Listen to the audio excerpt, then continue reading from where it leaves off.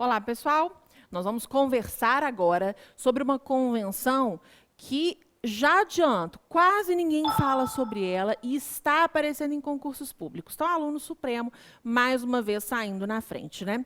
Me refiro à Convenção sobre a Eliminação de Todas as Formas de Discriminação contra a Mulher. Esta convenção, aliada à Convenção de Belém do Pará, que também estudaremos, são documentos muito importantes para a proteção às mulheres. Como é que os estados devem agir para proporcionar essa proteção? Como é que se deu essa caminhada até o reconhecimento desses direitos? Enfim, aquelas questões que hoje, que bom, são cada vez mais discutidas e que estão refletindo aí na cobrança do seu concurso público. Combinado? Jogando na tela, vamos começar aqui com alguns slides que eu preparei, para a gente entender primeiro o conceito trazido pelo Decreto 4377 de 2002. Qual o conceito de discriminação contra a mulher? Depois nós vamos ao documento, nós vamos fazer a leitura dos dispositivos, mas o principal, a nata, o que já foi cobrado e que o examinador costuma cobrar nos concursos públicos, estará aqui nesses dois slides. Primeiro, o conceito de discriminação contra a mulher. Lembrem-se dessas três palavras. Vou até grifá-las. Vou pegar aqui o marca-texto amarelo. Distinção, exclusão ou restrição baseada no sexo. Aqui se usa a palavra sexo no documento. Então, distinção, exclusão ou restrição baseada no sexo. Eu distingo, eu excluo, eu restrinjo uma mulher com um objetivo muito específico.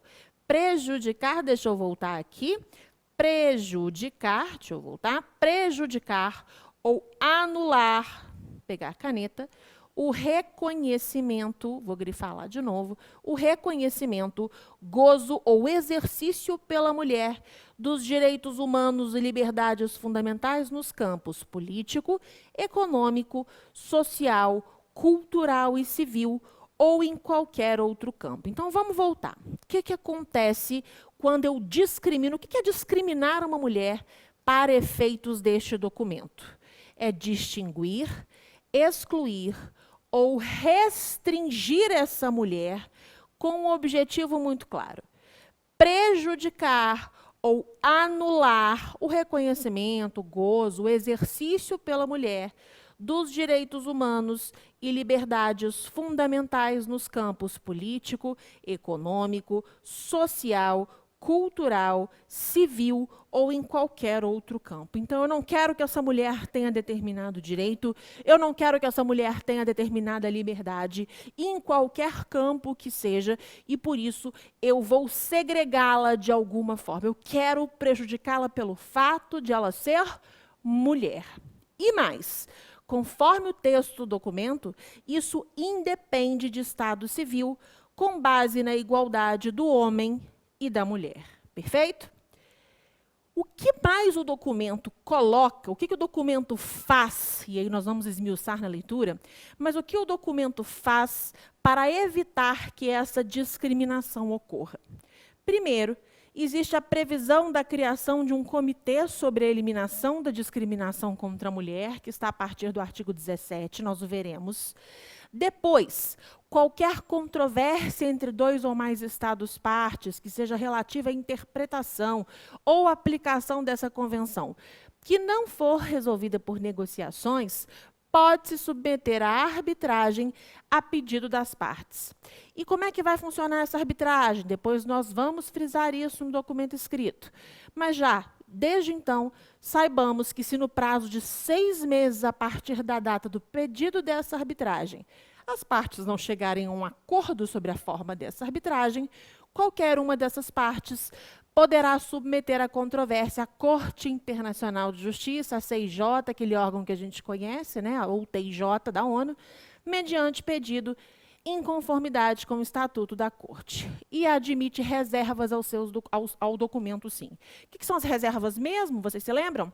São aqueles apartes que os estados fazem. O estado diz, olha, eu quero participar deste documento, eu quero assiná-lo, quero ratificá-lo, quero fazer parte dele, quero aderir a todo esse processo, mas não quero fazer parte desta diretriz, não quero assumir o compromisso previsto no artigo X. Determinadas reservas são admitidas, outras não. Não se admitem reservas que acabem com o objetivo principal, né? Vamos supor que o Estado queira fazer uma reserva sobre o conceito de discriminação contra a mulher. Não, isso não faz nenhum sentido, porque aí todo documento ele é elidido. Essa não é a ideia. Tá? A ideia é uma coisa ou outra, um procedimento ou outro, se submeter a determinada questão ou não, são essas reservas que são as permitidas. Agora sim, vamos enfrentar o nosso documento, você já tem uma visão geral sobre ele, e agora a gente consegue ver as pegadinhas de prova, os detalhes. Já anota aí no seu caderno, Convenção sobre a Eliminação de todas as formas de discriminação contra a mulher. Decreto 4377, de 13 de setembro de 2002. Tudo bem? Vamos lá. Aqui, neste primeiro momento, nós temos alguns considerandos muito importantes. Sugiro essa leitura, né, muito específica. Só vou começar aqui para mostrar para vocês, ressaltar alguns, mas sugiro que entendam as razões, os motivos que levam à edição desses documentos em proteção à mulher.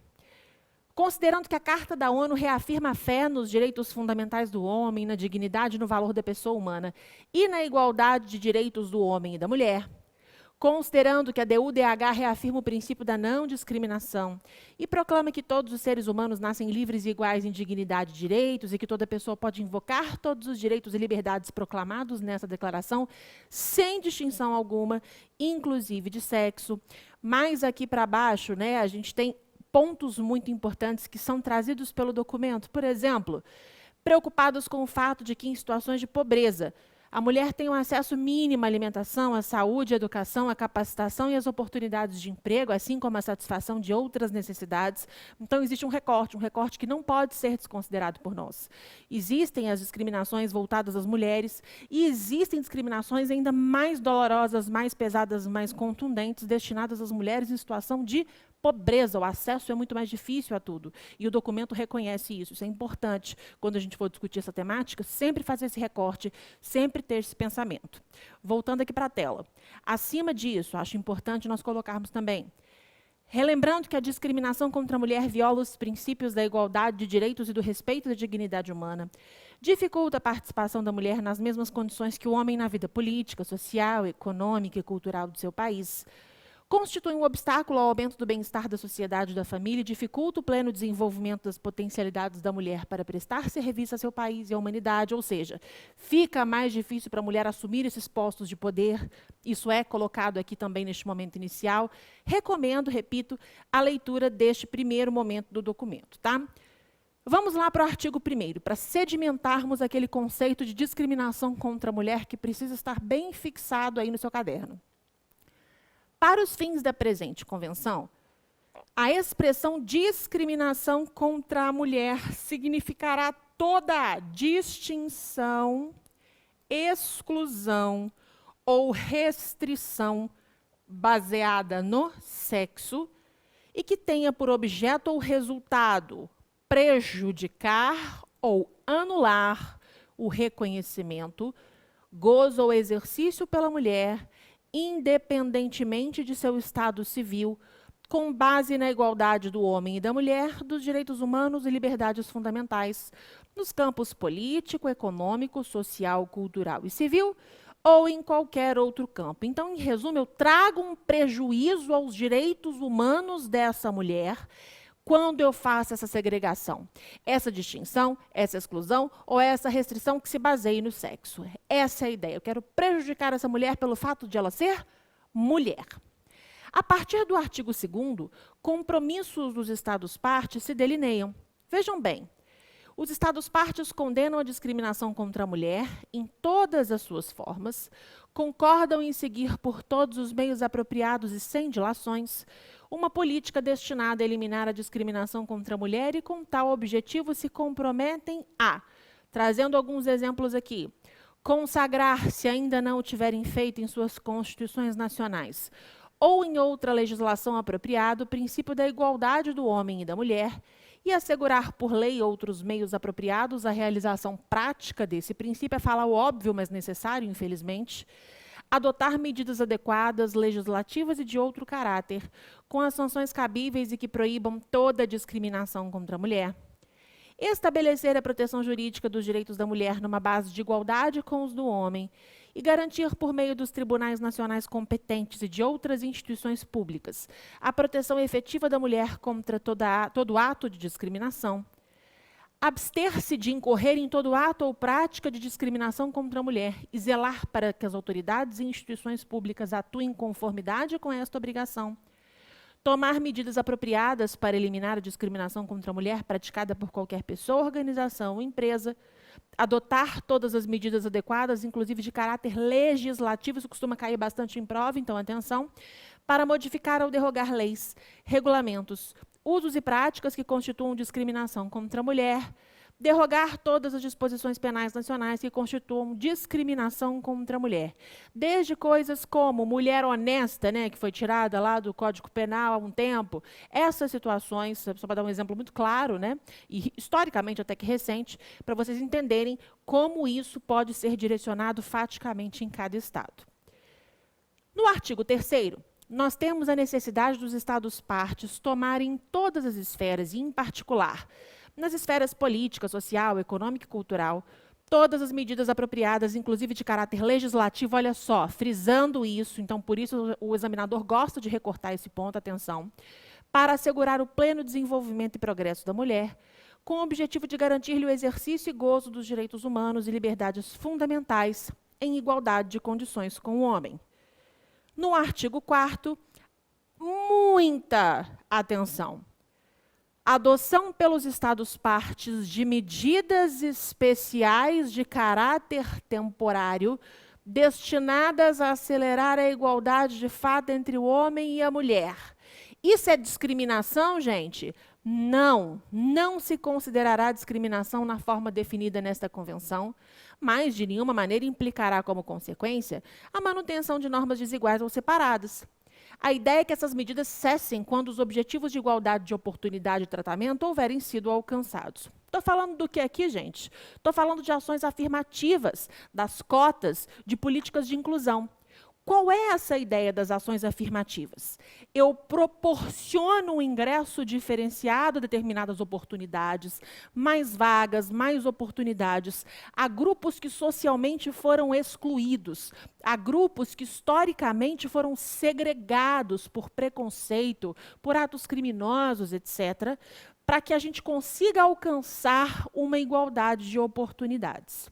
O que o próprio artigo traz é exatamente o combate àquele argumento de ignorância que nos diz, mas aí nós só vamos ter mulheres nos lugares, aí nós só vamos ter pretos e pardos nos lugares.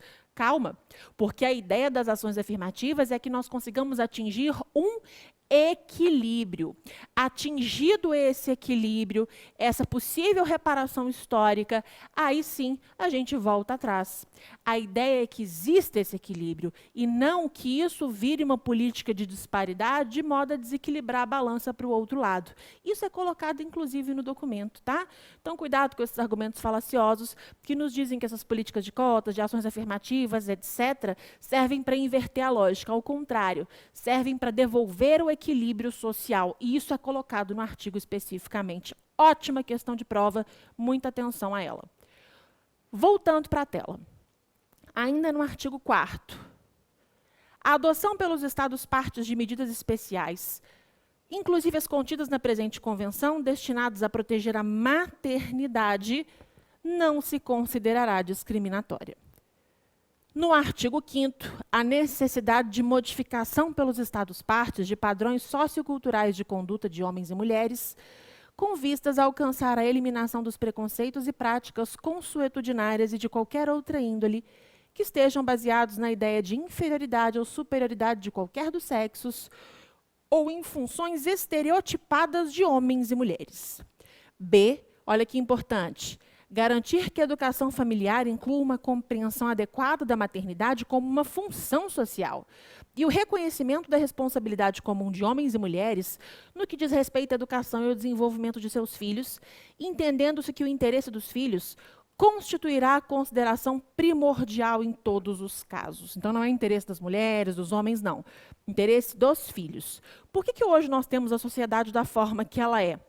Porque lá atrás, quando os homens saíam para trabalhar, a estrutura familiar toda teve que ser segurada por mulheres. Essa estrutura familiar de cuidado com o lar, de cuidado com os filhos, isso proporcionou que o homem assumisse e alcançasse e conquistasse o mercado de trabalho. Foi essa a ideia. Então, nada mais justo que novas políticas venham no sentido de falar, homens, vocês agora voltam para essa questão doméstica, voltam à necessidade de atenção e cuidado com o lar, com os filhos, com a noção da paternidade, a responsabilidade afetiva, para que as mulheres também possam alcançar esses espaços de poder e para que isso seja colocado dentro de um equilíbrio. É a ideia do documento. Voltando aqui na tela. Artigo 6º. Mais uma vez, olha a chance de cair na sua prova, estou avisando. Os Estados-partes tomarão todas as medidas apropriadas, inclusive de caráter legislativo, então essa expressão pode aparecer na sua prova de diversas maneiras, para suprimir todas as formas de tráfico de mulheres e a exploração da prostituição da mulher. Parte 2. Artigo 7º.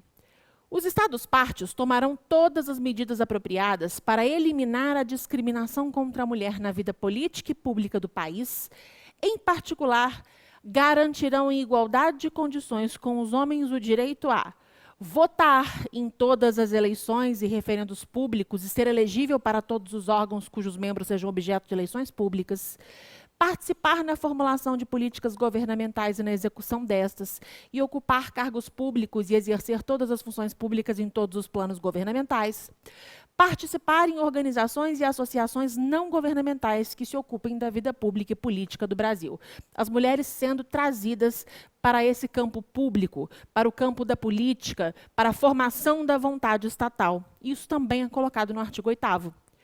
Os Estados-partes tomarão todas as medidas apropriadas para garantir à mulher, em igualdade de condições com o homem e sem discriminação alguma, a oportunidade de representar o seu governo no plano internacional e de participar no trabalho das organizações internacionais. Artigo 9º. Direito à nacionalidade. Os Estados-partes outorgarão às mulheres direitos iguais aos homens para adquirir, mudar ou conservar sua nacionalidade. Garantirão que, em particular, que nem o casamento com o estrangeiro, a mudança de nacionalidade do marido durante o casamento, modifiquem automaticamente a nacionalidade da esposa, convertam-na em apátrida ou obriguem a adotar a nacionalidade do cônjuge, respeitando aí a sua individualidade. Os Estados-partes outorgarão à mulher os mesmos direitos que ao homem no que diz respeito à nacionalidade dos filhos. No artigo 10, aquela questão de homens e mulheres serem iguais na esfera da educação, em particular para assegurarem condições de igualdade entre homens e mulheres.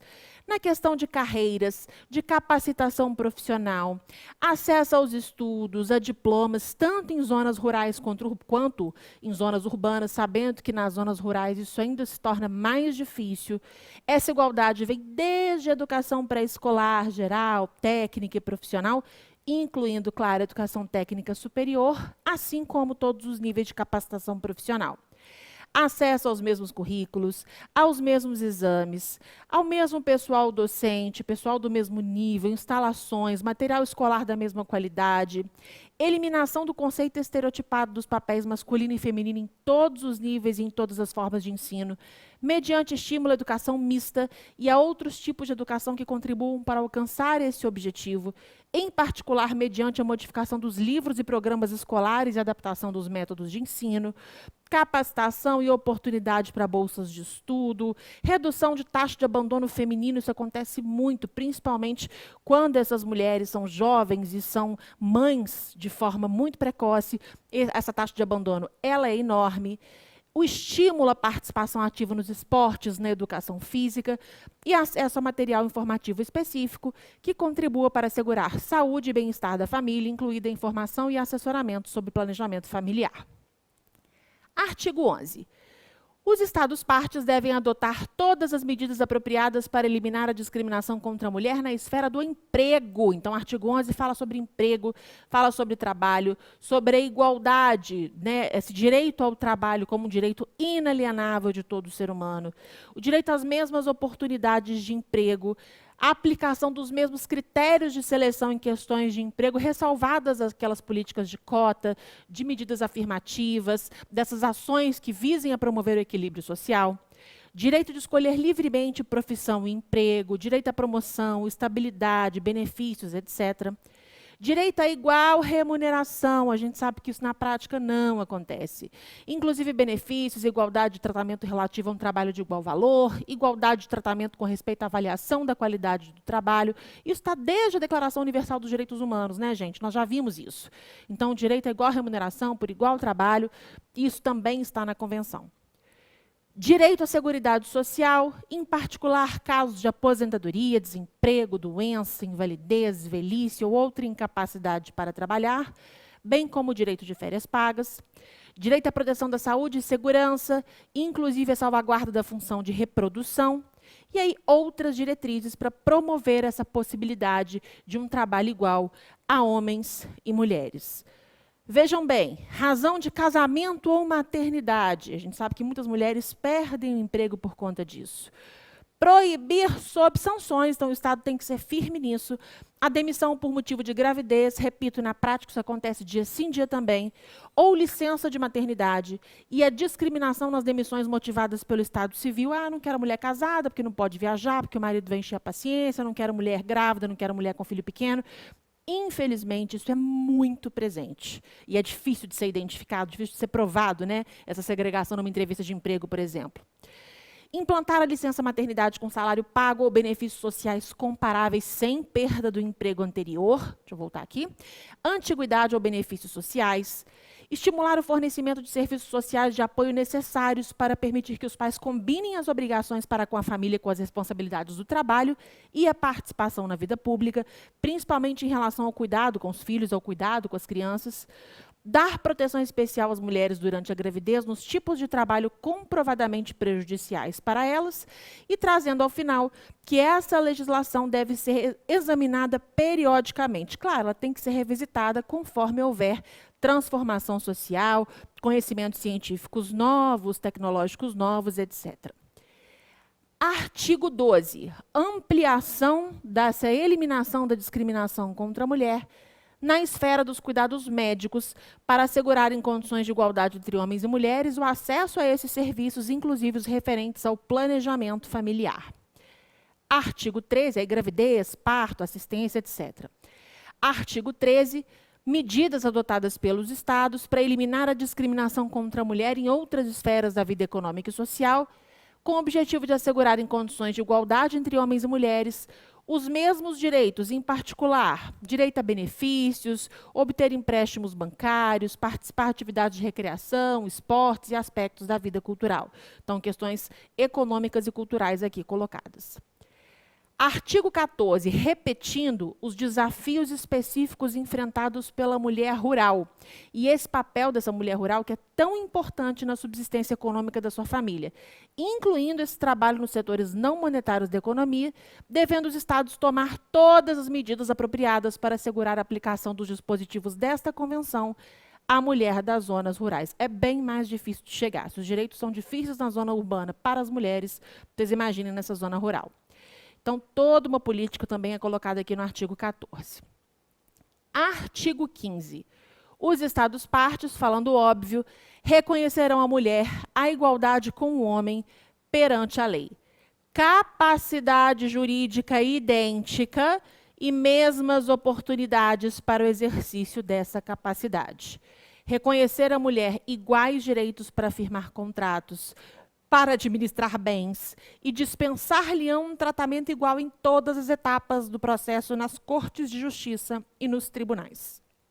os Estados-partes convêm em que todo contrato ou outro instrumento privado de efeito jurídico que tenda a restringir a capacidade jurídica da mulher será considerado nulo. Acreditem, isso acontece.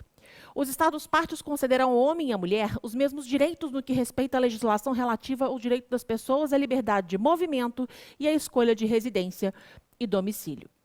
No artigo 16, outros direitos, como liberdade de contrair matrimônio, liberdade de escolher livremente o cônjuge, de ter o pleno consentimento sempre respeitado, mesmos direitos e responsabilidades durante o casamento e também durante a sua dissolução, mesmos direitos e responsabilidades como pais, independentemente do estado civil, enfim, toda essa parte da questão familiar, da questão do lar e também do tratamento com os filhos deve ser compartilhada entre homens e mulheres em igualdade de condições, inclusive em relação à guarda, adoção dos filhos ou institutos análogos. Artigo 17. Lembra que eu falei para vocês que havia um comitê para monitorar isso tudo? Então vamos aqui, porque é uma questão técnica que o examinador gosta de colocar em prova. Com o fim de examinar os progressos alcançados na aplicação desta convenção, será estabelecido um comitê sobre a eliminação de discriminação contra a mulher, composto no momento da entrada em vigor da convenção, de 18, e após sua ratificação ou adesão pelo 35º Estado-parte, de 23 peritos, de grande prestígio moral e competência na área abarcada pela convenção. A eleição desses peritos ela vai acontecer pelos Estados-partes entre os seus nacionais, mas esses peritos não são representantes desses estados. Eles exercem as suas funções a título pessoal, em razão do seu saber jurídico, em razão do seu saber em matéria de discriminação contra a mulher, e não, repito, como representantes dos estados. Mas é sempre levado em conta uma repartição geográfica equitativa e a representação das diversas formas de civilização, assim como dos principais sistemas jurídicos, para que haja uma pluralidade nesse desenho do comitê. Esses membros são eleitos num escrutínio secreto de uma lista de pessoas indicadas por esses Estados-partes, e cada Estado-parte indica um nacional. Aqui tem todo um processo da eleição, como é que funciona, não acho interessante, porque não acho que seja objeto de cobrança de prova. Eles são eleitos para um mandato, e esse mandato é de 4 anos, e aí tem todo um processo de rotatividade. O mandato de 9 dos membros eleitos na primeira eleição expirará ao fim de 2 anos. Imediatamente após a primeira eleição, os nomes desses 9 membros serão escolhidos por sorteio pelo presidente do comitê. A gente corre aqui mais para baixo, porque não tem muito interesse para nós. Artigo 18. Os Estados-partes comprometem-se a submeter ao secretário-geral da ONU para exame do comitê um relatório sobre as medidas legislativas, judiciárias, administrativas ou outras que adotarem para tornarem efetivas as disposições dessa convenção e sobre os progressos alcançados a esse respeito. Então, o que tem? Existe um monitoramento, existe uma fiscalização que os Estados-partes prestam ao secretário-geral da ONU, tudo bem? E aí o secretário-geral da ONU, para exame do comitê, entrega esses relatórios. O que mais? Além daquele mandato de 4 anos, existe uma mesa nesse comitê. E essa mesa é eleita por um período de 2 anos. Não confundam esses mandatos, tá? Artigo 21. O comitê, através do Conselho Econômico e Social das Nações Unidas, informará anualmente a Assembleia Geral da ONU de suas atividades e poderá apresentar sugestões e recomendações de caráter geral baseadas no exame dos relatórios e informações recebidas dos Estados-partes. Essas sugestões e recomendações de caráter geral serão incluídas no relatório do comitê, juntamente com as observações que os Estados-partes tenham, porventura, formulado. O que mais que nós vamos ver aqui? A parte final. Nada do disposto nesta convenção prejudicará qualquer disposição que seja mais propícia à obtenção da igualdade entre homens e mulheres e que seja contida na legislação de um Estado-parte ou em um documento internacional. Então, a lógica é a seguinte: se houver algum documento interno nesses Estados-partes ou outra convenção, tratado, acordo, pacto, que seja mais amplo, nós sempre vamos adotar o documento mais amplo, o documento mais protetivo em relação às mulheres, tá? Ele não exclui. A ideia deste documento é agregar. Se houver algum melhor, mais amplo, mais protetivo, nós vamos usar o mais amplo, o melhor, o mais protetivo. E, no final, os Estados-partes comprometem-se a adotar todas as medidas necessárias em âmbito nacional para alcançar a plena realização dos direitos reconhecidos nesta Convenção. O que mais eu quero tratar aqui para vocês? Aqui, no final, existem disposições transitórias que não fazem muito sentido para efeitos de prova, mas o artigo 29 faz sentido para a gente sim, tanto é que foi colocado lá nos slides. Qualquer controvérsia entre dois ou mais Estados-partes relativa à interpretação ou aplicação desta convenção e que não for resolvida por negociações, será, a pedido de qualquer das partes na controvérsia, submetida à arbitragem. Então, existe a possibilidade de submissão de uma controvérsia à arbitragem. Se no prazo de 6 meses, a partir da data do pedido de arbitragem, as partes não acordarem sobre a forma dessa arbitragem, qualquer dessas partes pode submeter a controvérsia à CIJ, mediante pedido em conformidade com o Estatuto da Corte. Qualquer Estado-parte, no momento da assinatura ou ratificação desta convenção ou de adesão a ela, poderá declarar que não se considera obrigado pelo parágrafo anterior. Olha aí uma reserva, né? Os demais Estados-partes não estarão obrigados pelo parágrafo anterior perante nenhum Estado-parte que tenha formulado essa reserva. E qualquer Estado-parte que tenha formulado a reserva prevista no parágrafo anterior poderá retirá-la a qualquer momento. O Estado se arrependeu? Não. Quer se submeter à arbitragem? Não tem problema. Ele poderá fazê-lo por meio de notificação ao secretário-geral da ONU. E o artigo 30 só fala que a convenção, cujos textos em árabe, chinês, espanhol, francês, inglês e russo serão igualmente autênticos, será depositada junto ao secretário-geral da ONU. Portanto, pessoal, é um documento diferenciado, é um documento que, eventualmente, o examinador vai trazer recortes desses artigos e, tendo-o lido aqui comigo essa vez, você vai fazer uma lição de casa, vai ler mais uma vez com bastante atenção, acredito eu ser suficiente para enfrentar determinada questão. E uma questão que a maioria dos candidatos vai errar, porque a maioria dos candidatos não vai verter as atenções para esta convenção. Perfeito?